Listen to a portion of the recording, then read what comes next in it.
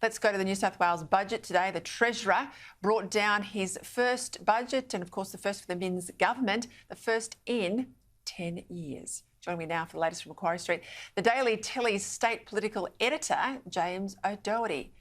Well, it was delayed, as we know, James, by 3 months while the government conducted, and this is spin, I know, a line-by-line spending review. Big spending cuts, of course, in there, a focus on housing and infrastructure.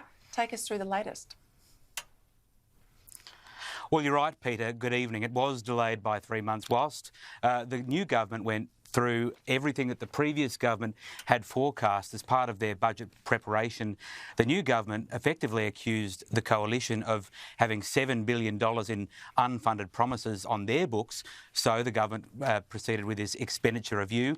That found $13 billion in cuts that were made or spending that was reprioritised, among that cutting the pay of bureaucratic fat cats and freezing the pay of politicians. That's saving something like $750 million. Also scrapping a fair amount of infrastructure projects that the previous government announced that Labor said they wouldn't go ahead with. That saved billions of dollars as well. Most interestingly, the government was able to find a couple of $100 million essentially down the couch. That's money that was left over in unused bank accounts that was left over from previous infrastructure projects. That's now being spent to build new houses, Peter.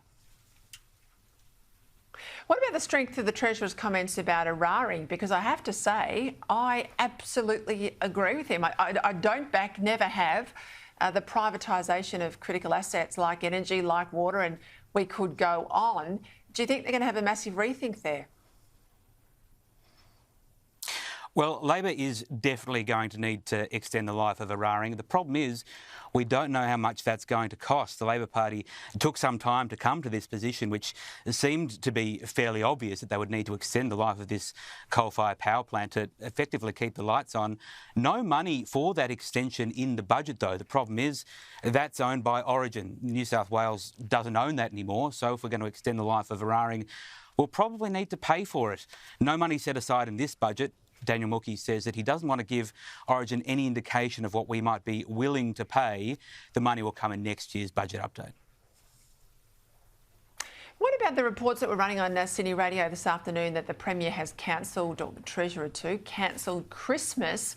I mean, given he told us he wouldn't put anything about the coronation on the sales, it was a money-saving exercise, but of course it was politically motivated. I mean, it was all about the Republic.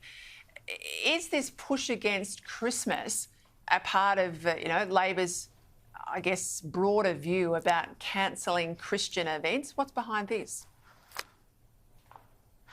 Well, if you'd ask Dominic Perrottet, he'd certainly say yes. What happened was, we broke the story in the Daily Telegraph this morning, the government has cancelled a Christmas festival designed to bring people into the city to celebrate Christmas. That got more than 100,000 people attending from across Sydney. The problem was Destination New South Wales, which runs major events here, didn't like it very much at all. They didn't think that it had a return on investment. So as part of the government's expenditure review budget raiser gang, that policy or that event has now been scrapped. Well, it's also been scrapped along with Sydney's Open for Lunch event, a long lunch which closed down George Street.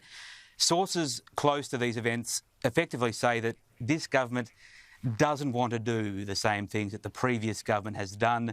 There's probably something in that. Minns doesn't really want to be tied to the same projects or popular events that Dominic Perrottet was, Peter. I will agree with you on that point, but I think there's still something pretty sinister about Labor and Christmas across the board. Thank you, James, for the update.